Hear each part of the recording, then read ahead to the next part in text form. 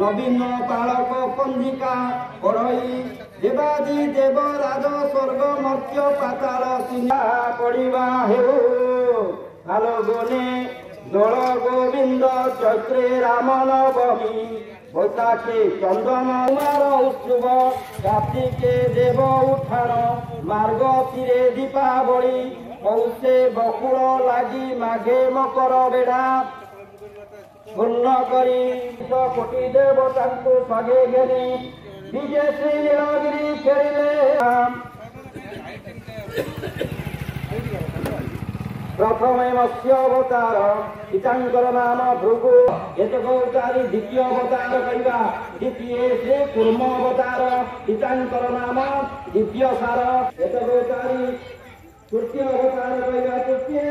वराह अवतार पितांकर नाम हरिश्चंद्र गुरुंकर नाम कश्यप रूपे ग्रहर नाम मंगल दानवर नाम हिरण्यक्ष एतकोचारी चतुर्थ अवतार कहिबा चतुर्थे नृसिंह अवतार मनवंश पूर्ण परंतु राजानि नवरं जगवार हरे बोल ओम शांति ओम शांति ओम शांति।